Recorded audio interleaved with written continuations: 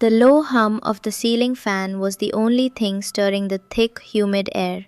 I sat across from Mark, watching the condensation trail down my bottle of San Miguel. He hadn't looked up from his phone in 10 minutes, but the slow, almost dopey smile on his face told me exactly where he was. He was thousands of miles away, in a small village outside of Cebu, in a conversation that consisted mostly of heart emojis and badly translated compliments. Finally, he looked up, his eyes shining with a kind of rediscovered youth. She just woke up, he said, sliding the phone across the worn wooden table. Look. I leaned in. The screen was a familiar river of purple and blue chat bubbles.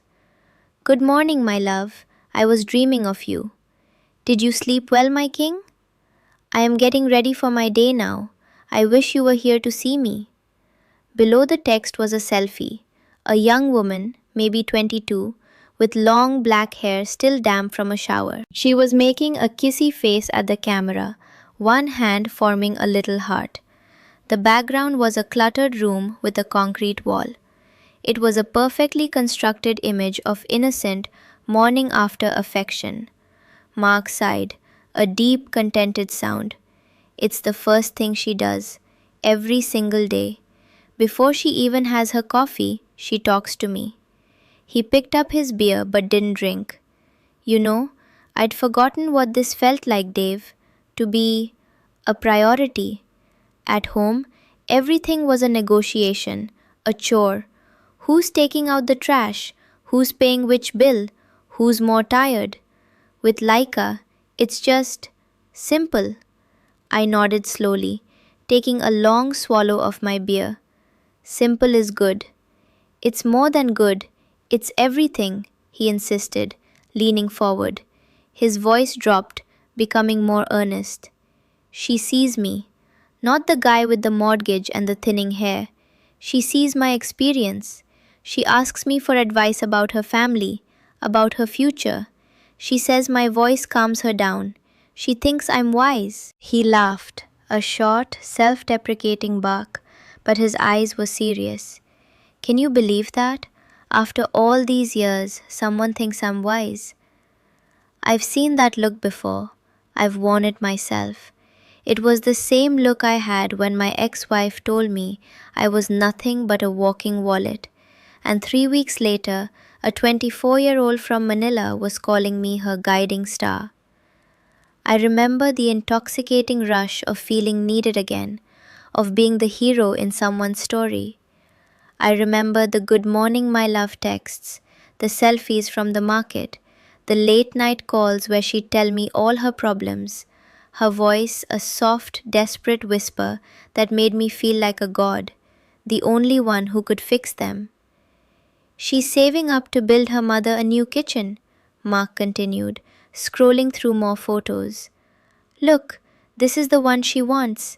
She sent me the link. He showed me a picture of a modest, modern kitchen setup, new counters, a small gas range. She's so determined. She works so hard. I just want to help her get there, to give her a leg up. The project. Every story had a project. Mine was a sister's tuition. Before that, an uncle's mysterious hospital bill. It was never a direct ask, not at first. It was a shared dream, a noble struggle you were invited to witness. And because you were so desperate to be the hero, you'd offer to fight the dragon yourself. I tapped the screen, pointing to the corner of Laika's last selfie. Is that a new phone? I asked. The question was casual, but it hung in the air between us for a second too long. Mark's smile tightened, just a fraction. Oh yeah, her old one was cracked. The camera was busted. I figured if we're going to be talking all the time, she might as well have something decent. He slipped the phone back into his pocket, a subtle but definite end to the show and tell. The illusion was fragile, and he guarded it carefully. He looked out at the street, at the motorbikes weaving through the afternoon heat, his mind already back across the ocean. Another message had just come in. He was smiling again. Before we continue, comment on where you're watching the video. Take a look at the ebook in the card and description. The material isn't mine, but I handpicked it because it's brutally honest. Just like my routine here in the Philippines. I don't charge for my company, but in response to messages asking how to be a pillar of support for this project, I've included my PayPal below. Every bit of support proves to me that, even from this side of the world, I'm not invisible to you. Don't forget to subscribe so you don't miss the next videos. A month later, the dopey smile was gone, replaced by a kind of focused intensity. Mark still orbited his phone, but now he looked more like a day trader watching a volatile stock than a man in love. We were at the same table with the same brand of beer, but the mood had shifted. The initial blissful calm had been replaced by a low-grade nervous energy. "The connection is terrible today," he muttered, more to himself than to me. He was trying to get a video call to go through. It would connect for a second, a flash of a dimly lit room, the sound of music and laughter, and then freeze, pixelating into an abstract mess of colors. "She's at her cousin's house, helping with the family emergency." He finally gave up, setting the phone down with a frustrated sigh. A string of messages immediately popped up on the screen he'd forgotten to dim. "Signal is weak here, my love. So sorry. I miss your voice. My auntie is still very sick. The hospital is asking for another deposit." I glanced at the screen, then back at him. "Another one? I thought you sent some money for that last week." "This is for the new test they have to run," he said, his tone defensive. He was already reciting a script. "It's different over there, Dave. It's not like here where you have insurance. It's all out of pocket. You pay up front or you don't get treated." He picked up his phone and began tapping out a reply, his thumbs moving with a frantic urgency. He was solving the problem. He was being the hero. "Sounded like a party in the background," I observed casually. "For a family emergency." His fingers stopped. He looked up, his jaw tight. "What's that supposed to mean?"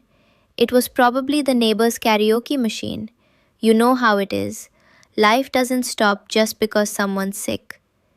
The explanation was plausible, but the anger in his eyes told me he had the same thought. For a split second, a crack appeared in his carefully constructed reality. The sound hadn't been a distant neighbor. It was loud, immediate. It was in the same room she was in. He saw the look on my face and softened, the anger dissolving into a familiar, desperate earnestness. "Look, she's under a lot of stress. Her whole family depends on her, and now she feels like they all depend on me. She hates asking. She cried for an hour on the phone last night, telling me she felt like a burden." He shook his head, looking down at the table. "I had to convince her to let me help. I'm the only one she can lean on. If I'm not there for her, who will be?" He wasn't asking me. He was asking himself. He was reinforcing the narrative. The project wasn't just a kitchen anymore. It was the entire infrastructure of a family's survival, and he was the sole investor. The responsibility made him anxious, but it also made him feel essential. It was a hell of a drug. A few minutes later, his phone buzzed. A new photo from Laika. It was a selfie of her looking sad, a single tear artfully tracing its way down her cheek. The caption read, "Thinking of my king and how he saves me." But my eyes were drawn to the background. Over her shoulder, just visible in the corner of the frame, was a man's arm. It was resting on the back of the chair she was sitting in, a flashy, oversized watch gleaming on the wrist. Mark stared at the photo, his smile returning, but it was weaker this time, thinner. He was so focused on the tear, on the words, on his role as her savior, that he didn't see the arm. Or maybe he did. Maybe he was just getting better at editing the parts of the story that didn't fit. He quickly typed, "I'm always here for you, my queen," and slipped the phone back into his pocket. The cracks were showing, but he wasn't ready to look at them yet. It was easier to just keep plastering over them with money and hope. The final act came not with a bang, but with a quiet, hollow click. It was the sound of a Western Union transfer confirmation, the largest one he'd sent yet. It was for the business opportunity, a small sari store she could run, a path to self sufficiency. It was Mark's grand gesture, the final push to get his queen on her feet so she wouldn't have to depend on anyone. After he sent it, the kingdom went silent. We were sitting at the same table, but Mark hadn't touched his phone. It lay face down, a dark, inert rectangle. He was nursing a beer, watching the bubbles rise and die. The dopey smile, the anxious intensity, both were gone. In their place was a deep, weary calm, the kind that follows a hurricane.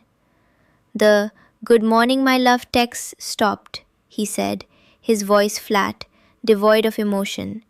At first, I thought she was just busy setting up the store.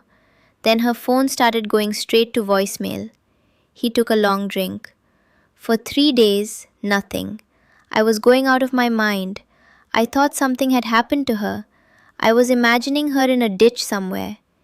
He'd done what he'd always resisted, what felt like a betrayal of the simple trust they had. He went searching, not on her carefully curated timeline, but in the digital alleyways of tagged photos and friends' profiles. It didn't take long. Her cousin, the one with the supposed family emergency, had posted a whole album. A big, boisterous party. And there was Laika, in the center of it all, laughing. She was holding a drink in one hand and the arm of another man in the other. He was wearing a flashy, oversized watch. They were cutting a cake together. The caption, written in Tagalog, was easy enough to translate. "Happy second mansari to my baby." Mark picked up his phone, turned it over and woke the screen. He'd sent her the screenshot. An hour later, she'd replied. He passed the phone to me. It wasn't a string of tearful emojis or desperate excuses. It was a single itemized message, written in clear, unadorned English. "The phone was a gift for our calls. I appreciate it. The hospital money was to help my auntie. I said I would pay you back when I can. The kitchen money was for my mother's dream. You offered. The store is my future. You said you wanted to invest in my future." There was one more line. It was the last line she'd ever sent him. "I never lied to you, Mark. You just wrote the story you wanted, and I played the part." That was it. The words didn't mean anything because they were never the point. The point was the action. He acted like a savior, so she acted like someone who needed saving. He acted like a king, so she acted like a subject. He sent the money, she received it. It was the cleanest transaction in the world. He had just been too busy being the hero to read the contract. He took the phone back from me, his hand steady. "She wasn't an opportunist, Dave. She was a mirror." He looked at me, and for the first time I saw not a fool, but a man who had been forced to look at his own reflection. All that talk about my wisdom, my experience, it was bullshit, I told myself. I wasn't desired for who I was. I was hired for what I could do. The realization didn't make him angry. It just made him tired. The power he thought he held, the wisdom he thought he'd earned, was just the fee he paid for admission to a fantasy, and his subscription had just expired. He didn't order another beer. He just sat there, turning the empty bottle in his hands, watching the label peel away under his thumb. The silence wasn't uncomfortable anymore. It was honest. "You know the craziest part?" he finally said, looking up from the table. His eyes were clear. "I'm not even angry at her. How can I be? She was just better at the game than I was." He let out a short, hollow laugh. "No, that's not right. She wasn't playing a game. She was running a business. And I was her star employee, her most dedicated investor, and her most devoted customer, all at the same time." He leaned back, the worn wood of the chair groaning in protest. I kept telling myself I was different from the other old guys who come here looking for this. I told myself I was smarter. I wasn't just buying affection, I was investing in her potential. I was mentoring her. He shook his head, a genuine sad smile touching his lips. What a load of crap. I wasn't a mentor, I was a mark. The only thing I taught her was how high my credit limit was. The game, he explained, wasn't about love or deception, it was about need. She needed a way out, a path to a better life, and she was willing to trade her youth, her attention, and a well rehearsed performance for it. And he needed to be the hero. He needed to feel powerful, desired, and wise, because he felt none of those things back home. He didn't just fall for her story, he paid her to tell him a story about himself. She didn't sell him a fantasy, he commissioned it. She's probably already casting for my replacement, he mused, without bitterness. Or maybe the store is doing well enough now that she doesn't need to. Maybe I was the last investor she needed to go legit. He picked up his phone, looked at his own dark reflection on the screen, and then slid it into his pocket. He stood up. The illusion of power is a lot more expensive than the real thing, huh? He left a few bills on the table, enough for both our drinks. He didn't look back. He didn't need to. The movie was over. He had finally stopped trying to write the script and just read the subtitles. He understood. It wasn't a tragedy, it was a transaction, and his account was, at last, closed. I'll wrap things up here. Before you go, the link to the ebook I recommended is in the description and on the card. As I mentioned earlier, I didn't write it myself, but I handpicked it because it gets straight to the point and doesn't sell false promises. And for those who have asked how to support my daily life and work here in the Philippines in a practical way, my PayPal link is also down below. I live a simple life and don't charge for being here, but I'm truly grateful to anyone who decides to contribute to keeping this channel running. Take care and see you in the next video.